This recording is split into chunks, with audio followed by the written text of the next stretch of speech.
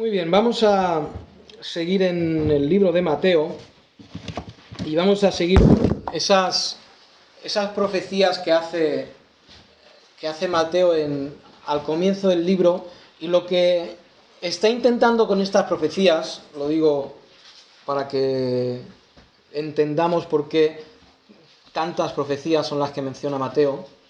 Él está queriendo demostrar a los judíos que van a leer ese libro que él era el elegido, que todas las profecías que se habían dicho acerca del Mesías se iban a cumplir en el Cristo que acababa de nacer, ese ungido que estaban esperando. Y estamos en el capítulo 2 de Mateo.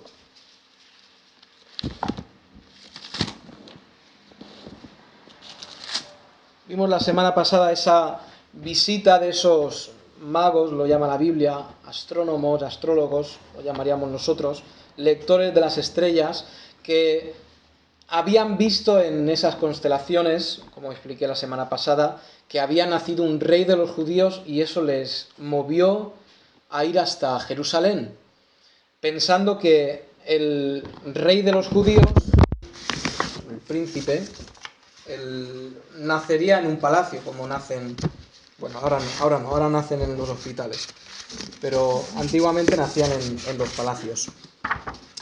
Entonces, estamos ahí en el versículo 13, dice: después que partieron ellos, he aquí un ángel del Señor apareció en sueños a José y dijo: levántate y toma al niño y a su madre y huye a Egipto y permanece allá hasta que yo te diga, porque acontecerá que Herodes buscará al niño para matarlo. Fijaos que Herodes, aunque es una figura, lo llamaríamos oscura, una figura un asesino, seguramente llegado a este punto de su vida, un demente, obsesionado con el poder, obsesionado en que nadie le quitara el poder que él ostentaba. Este hombre también cumple un papel en el esquema de Cristo. ¿Sí? Dios usa a Herodes para hacer ¿qué? Para mandar a los magos ahí. Después usa a Herodes para cumplir hasta una profecía. Fijaos que vamos a leer después, en el versículo 18, cuando mueren los niños, por orden de Herodes, en el versículo 18, eso es cumplimiento de una profecía que había sido dada. Y es que Dios maneja los tiempos, maneja a las personas para que al final sea hecha su voluntad. Y van cambiando pueblos, van cambiando presidentes, van cambiando partidos políticos, van cambiando un montón de cosas, pero el cristiano siempre tiene la confianza de que lo que está pasando, todo va ¿a dónde? Todo va al camino. Pero tenemos políticos malos. Vamos al camino que Dios está estableciendo. Dios, desde luego, en su misericordia, en su paciencia, tolera a estos vasos de ira, como les llama en Romanos. Pero dice aquí que después que partieron ellos, se está refiriendo ¿a quién? A los magos, de los que estábamos viendo antes.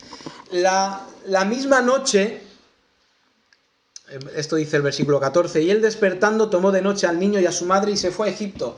La misma noche que estos magos se presentan dije que no era un pesebre, que con casi total probabilidad sería una casa ya.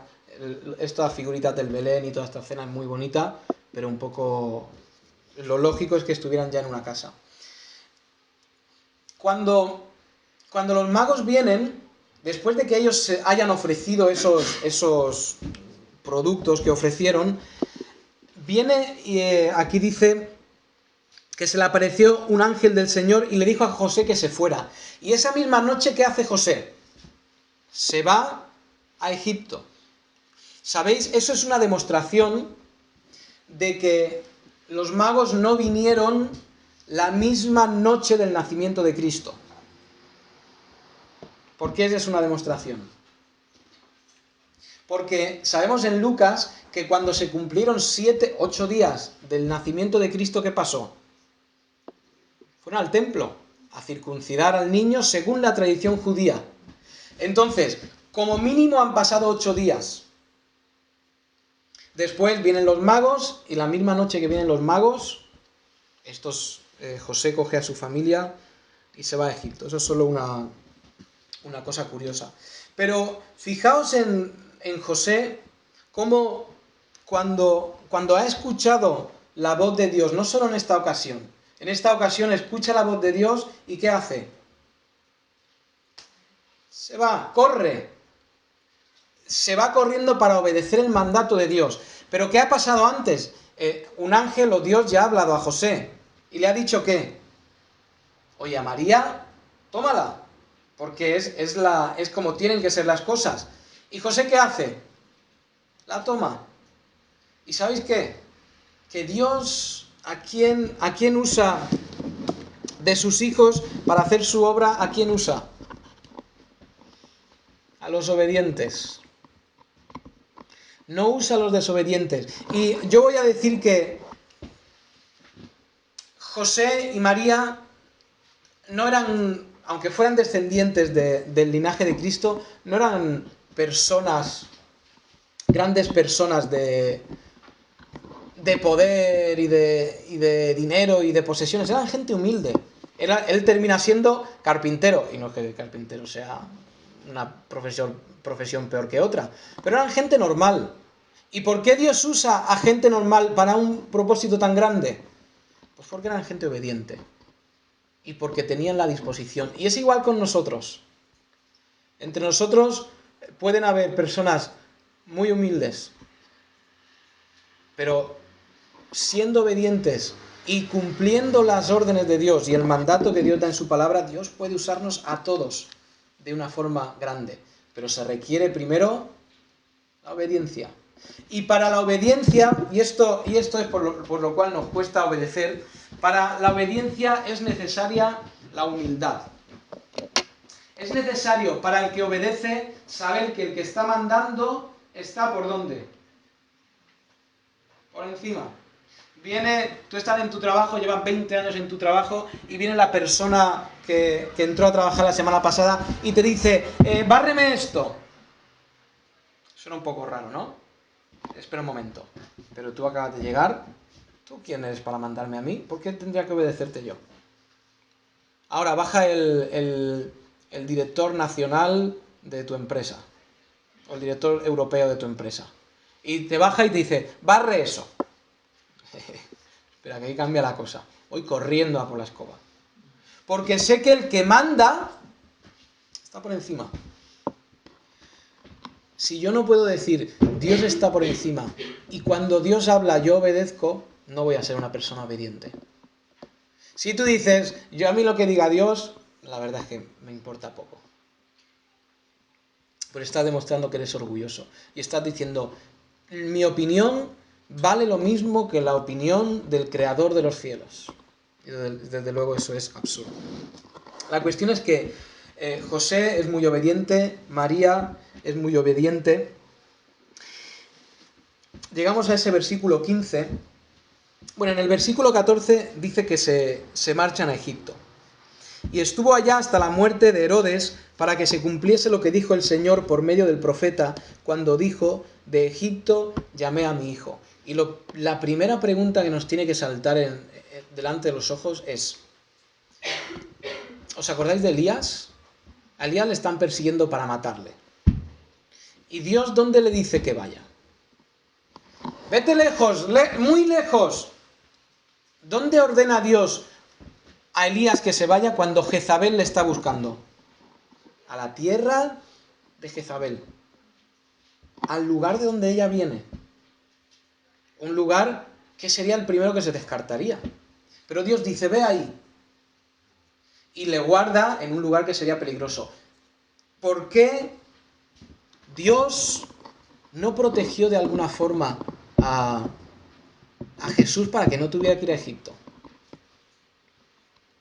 ¿Podía Dios proteger a María, a José y al niño?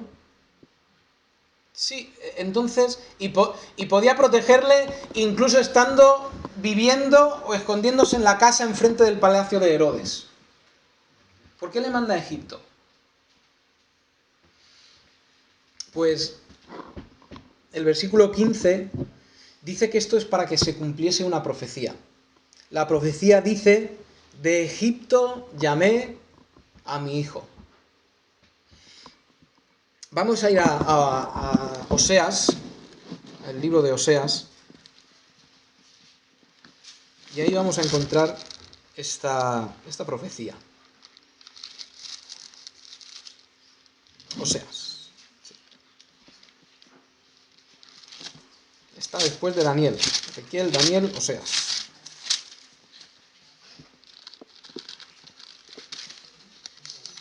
Si alguien duda, que le pregunte a Anne, que Anne lo sabe bien.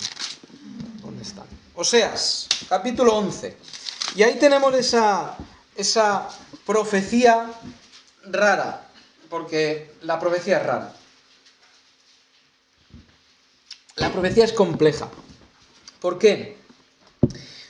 Fijaos el Oseas 11.1. Dice: cuando Israel era muchacho, yo lo amé y de Egipto llamé a mi hijo. Y ahí termina la profecía que se cumple en Cristo. Ahora, la profecía aquí en Oseas continúa. Pero, ¿por qué coge y hace de este versículo que nosotros no lo asociaríamos a Cristo nunca? ¿Por qué? Porque aquí, ¿de quién está hablando? Está hablando de los judíos.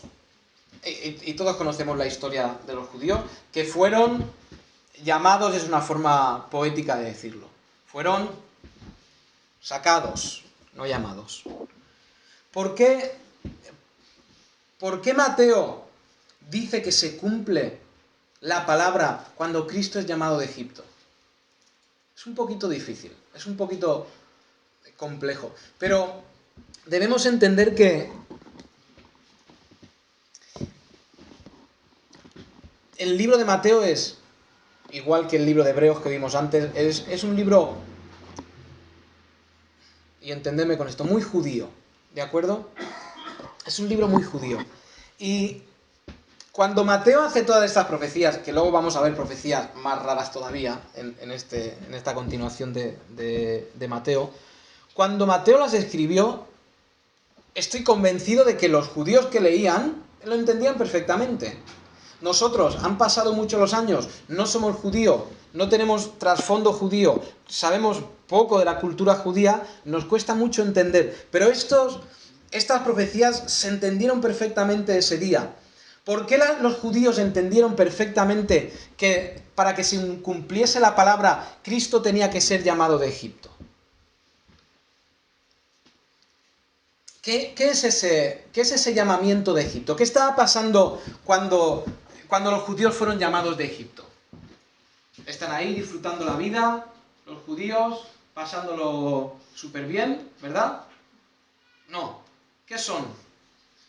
Esclavos. Y vamos a entender que un esclavo es lo último de la sociedad. Un esclavo, en aquellos tiempos, vivía para agradarte a ti. Si la vida de ese esclavo a ti no te gustaba, te pertenecía. Muerto el esclavo. Porque la vida del esclavo te pertenece. Y los judíos están como esclavos en Egipto. ¿Y qué figura nos da la figura de ser llamados de Egipto? Es la figura de liberación. ¿Sí? Una persona que es esclava y viene alguien y le compra, cosa que ha pasado hasta hace 100 años en el mundo, ¿de acuerdo? No está tan lejos. Y pasa, seguramente, en algunos lugares todavía. Vas al mercado, era muy común. Dos ejércitos libraban una batalla y el ejército que perdía, pues eran llevados como esclavos y se vendían, y había un negocio de esclavos grandísimos. Pues tú estabas en el mercado como esclavo, venía alguien con dinero y te compraba, y tú te ibas detrás de él y él te dice: no, eres libre, te he comprado para ser libre. Cosa que no se hacía, ¿de acuerdo? Porque el esclavo valía dinero. Nadie compraba a otro para liberarlo. ¿Y qué está haciendo Dios? Dios coge esclavos y cuando los israelitas, esos judíos, pasan el Mar Rojo, dicen: oye, Melquisedec, Dime, Eleazar, somos libres. Ya no estamos bajo ese yugo. Somos libres. Y lo que está usando la figura profética que se está cumpliendo aquí es que viene un libertador. Viene un libertador. Igual que en Egipto hubo una liberación, viene liberación. Y el ungido que viene es el libertador, que viene a traer esa liberación. Pero eso se lleva a nosotros. Eso se lleva hasta nosotros. El que no conoce a Dios es esclavo ¿de qué? Del pecado. El que no conoce a Dios no puede vivir de una forma que agrade a Dios. Y cuando tú confiesas el nombre de Jesucristo como Dios del cielo, cuando confiesas que su sangre te redime de los pecados, cuando confiesas que Cristo en aquel momento en la cruz tomó todos tus pecados sobre sus hombros y te los quitó, tú ahora eres libre. Pero Pablo tiene que lanzar una advertencia y decir, no uséis la libertad para vosotros, para satisfaceros a vosotros.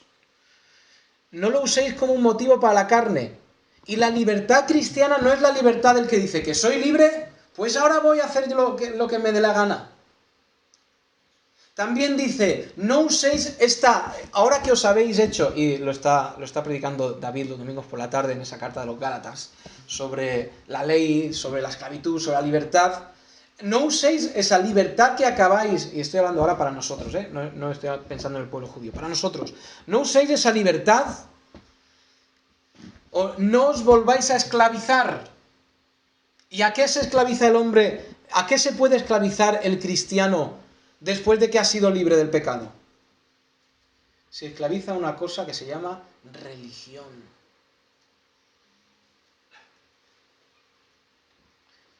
Lo estamos viendo con David muy ampliamente. Que querían seguir haciendo las cosas que la ley marcaba. ¿Por qué querían hacer las cosas que la ley marcaba? Porque al hombre le gusta la religión. Y bueno, en el día de hoy, un poco distinto. Pero durante todos los tiempos del hombre en la tierra, le ha gustado la religión. ¿Por qué? Porque la religión dice, haz y serás bueno. Eso dice la religión. Da una monedita al que la necesita y serás bueno. Y el hombre hace esa clase de obras y en su mente cree que él es bueno porque ha hecho esa clase de obras. Y sabemos que las obras no hacen bueno a nadie. ¿Os acordáis que Cristo habla y dice, están los discípulos los discípulos comen sin seguir la costumbre judía de lavarse las manos? Los judíos antes de comer hacían una serie de abluciones, se lavaban, patapam, patapim. Y estos discípulos van y comen sin lavarse las manos. Y los fariseos, les sube la indignación santa esta que les subía a los fariseos, y se van y le dicen, Jesús, ¿por qué tus discípulos comen con las manos sucias? ¿Y qué dice Cristo? Lo que contamina al hombre no es lo que va de fuera hacia adentro. ¿Qué es lo que contamina al hombre? Lo que va de dentro a afuera. Y entendemos que esto de contaminar al hombre está hablando espiritualmente. Porque si te comes una mahonesa que ha estado 2 semanas al sol, pues seguramente te va a contaminar. Está hablando en sentido espiritual. ¿Qué es contaminación en sentido espiritual? Contaminación es que algo se vaya deshaciendo, pudriéndose, estropeándose. ¿Qué es lo que estropea la vida del hombre? ¿Qué es lo que contamina al hombre? Lo que sale del corazón del hombre y cae en el deseo del corazón del hombre. Santiago 4 dice, hay guerras, tenéis pleitos, tenéis peleas, ardéis de envidia, codiciáis. ¿Por qué? Porque dejáis que salga lo que hay dentro de vuestro corazón, que es malo, pecado, y sois vosotros mismos. Ahora, aquí hay un principio espiritual. Si contaminación es destrucción, es deshacer algo, ¿qué sería lo contrario? Espiritualmente hablando, diríamos que lo contrario es santificación. Y este es el punto donde yo quiero llegar. Si lo que tú haces no te puede contaminar, lo que tú haces no te puede santificar. Y escuchad esto. Una persona puede estar 365 días al año subida a un cajón en la plaza predicando a Dios y acabar en el infierno. ¿Por qué? Porque cree que está ganando su salvación. Porque cree que lo que está haciendo le está santificando. E ignora qué es lo que te santifica. Ahora, desde luego que no es malo el ir y predicar. Al contrario, deberíamos hacerlo. Pero si lo que contamina al hombre es el yo interior, mis deseos desbocados, lo que santifica al hombre, si tiene que salir de dentro, ¿cómo se santifica el cristiano? Si no me santifico haciendo cosas, si no me santifico haciendo más obras que el otro, y no hay... Y nadie va a llegar al cielo y decir, yo fui santificado porque yo repartí 5 folletos y tú repartiste 4 y yo soy más santo que tú. Eso no puede funcionar así. ¿Qué es lo que santifica al hombre? ¿Qué tiene el cristiano dentro de él? El Espíritu Santo. ¿Qué es lo que santifica al creyente? El Espíritu Santo. ¿Cuándo santifica el Espíritu Santo al creyente? Cuando tú cedes tus deseos. Cuando el que te maneja a ti es el Espíritu Santo. Pablo decía, no seáis llenos de vino. ¿Por qué? Porque cuando te emborrachas pierdes la noción de lo que estás haciendo. ¿Y por qué eres controlado? Por el vino. Y dice, más bien sed llenos del Espíritu Santo. Cuando tú estás lleno del Espíritu Santo, ¿qué es lo que te controla? El Espíritu Santo. Y cuando del corazón sale la obra del Espíritu Santo, cuando tú tu carnalidad la vas apagando y vas alimentando lo espiritual, va saliendo del corazón lo que te santifica, va saliendo de Dios lo que te santifica. Y eso es algo que tenemos que aprender, porque si no lo aprendemos bien, corremos el riesgo de volvernos legalistas. Y legalistas es poner la norma por encima del espíritu de la ley. Yo no sé ni qué estoy predicando ya, esto no tiene nada que ver con el mensaje, pero acompañadme si no hay tiempo para el mensaje, lo haremos la semana que viene o la otra. Es primero de Samuel. Sí, el primero de Samuel 21. Y os voy a poner una pregunta aquí interesante.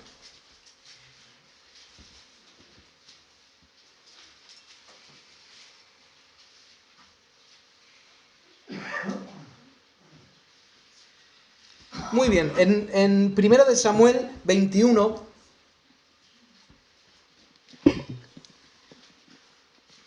tenemos aquí la escena en la que David está huyendo de Saúl, ¿de acuerdo? Va a Ahimelech, a este lugar en Nob, y Ahimelech es el sacerdote. Y saltamos directamente al 4, el 3. Dice, ahora pues, ¿qué tienes a mano? Dame 5 panes o lo que tengas. David ha huido y va con lo opuesto, no tiene nada, y va con un grupo de hombres, y David le dice a ese sacerdote, dame de lo que tengas. ¿Y qué le dice el sacerdote? No tengo pan común a la mano, solamente tengo pan sagrado, pero lo daré a los criados si se han guardado a lo menos de mujeres. Y David respondió, Badabán, Betebén, Bedapín. Pregunto, ¿era correcto dar los panes sagrados? Aquí hay un problema, Aquí hay un problema porque la ley de Dios dice que los panes sagrados son ¿para quién? Para los sacerdotes. ¿Hizo bien Ahimelech en dar los panes sagrados? ¿Dios está en el cielo, arriba, y se agrada de lo que ha hecho Ahimelech? Esto es un problema. Y algunos dicen, claro, como le dio los panes sagrados, poco después, en el versículo siguiente, Saúl les mata a todos. Pero recordad que Saúl les mata en cumplimiento de la profecía a Elí, porque sus hijos corrompían los sacrificios, ¿de acuerdo? Esto lo vimos hace un par de semanas en la escuela dominical, por qué esta descendencia de Ahimelech tenía que morir. Pero, ¿estaba bien o estaba mal dar los panes? Ahimelech lo que está haciendo es correcto. ¿Por qué? Porque está rompiendo la ley y satisfaciendo el espíritu de la ley. Aquí nos estamos metiendo en profundidades, ¿eh? Porque Dios le dice a su pueblo, quiero que hagáis misericordia. Misericordia quiero. Y la misericordia, ¿qué era en este momento? Dar los panes. Damos un salto enorme a Gálatas. Venga.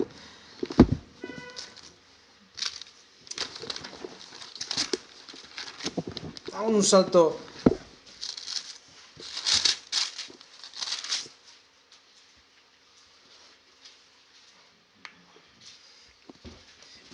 Dice Gálatas 5, recontra conocido, versículo 22, Gálatas 5, 22. Mas el fruto del Espíritu es amor, gozo, paz, paciencia, benignidad, bondad, fe, mansedumbre, templanza. Contra tales cosas, lo que está diciendo aquí es que todas esas cosas son cumplimiento de la ley. Si tú obras de esta manera, la ley no puede venir a decirte, oye, tú has pecado. No, porque yo he obrado de esta forma. Recordáis que Cristo viene y dice, yo no he venido a abrogar la ley. Pero espera un momento, Israel, ¿y el Nuevo Testamento qué? ¿El Nuevo Testamento no habla de libertad? ¿Por qué habla Cristo de que no ha venido a abrogar? Claro que venía a quitar la ley, para que vivamos en la era de la gracia. Cristo dice, yo no he venido a abrogarla, sino a cumplirla. Porque cuando nosotros obramos, llevados por el Espíritu Santo en amor, gozo, paz, paciencia, benignidad, todos esos frutos del Espíritu Santo, estamos cumpliendo el espíritu de la ley.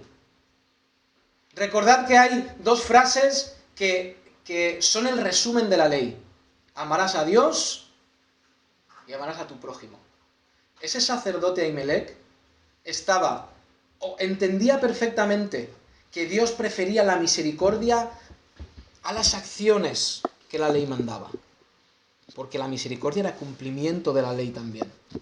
Es un poquito complejo, ¿verdad? Es la maravilla de la palabra de Dios. Y fijaos, cuando nosotros nos dejamos llevar por el Espíritu Santo en todo esta serie de frutos, o fruto del Espíritu Santo, estamos obrando como Dios obraría, ¿verdad? ¿Sí? Si está obrando el Espíritu Santo en nuestra vida, ¿vamos a pecar? No, porque Dios no peca. Así es, que Dios no peca. Porque Dios quería que cuando los hombres nos vieran a nosotros, vieran al Espíritu Santo y vieran un ejemplo de cómo Dios es. Dios no quiere hacerte a ti ese proceso de santificación, no es hacerte a ti mejor persona. Cuidado. Sí van a ser mejor persona. Pero el proceso de santificación es un proceso de copia. ¿De copia de qué? De lo que es Dios. Y cuando la gente te vea obrar a ti, tú puedes decir, ¿ves el amor que tengo? Y no, aquí no hay jactancia ninguna, es el amor de Dios. ¿Ves la misericordia que tengo? Es lo misericordioso que es Dios. ¿Ves la paciencia que tengo? Es Dios. Es la paciencia de Dios la que estás viendo en mí. Por eso Dios nos hace... Fijaos, Cristo era la expresión de Dios. El que ha visto al Hijo, ha visto al Padre. ¿Por qué? Porque todo lo que Dios hace, lo hacía Cristo. Y esto se lleva hasta nosotros. Lo que Cristo hace, lo hacemos nosotros. porque vino a darnos ejemplo. Entonces, ¿a quién estamos copiando? Estamos copiando a Dios. Cuando nosotros cedemos al Espíritu Santo, cuando somos controlados por el Espíritu Santo, Dios se está manifestando en nosotros. Las obras de Dios se están manifestando en nosotros. ¿Recordáis? Recordáis, no.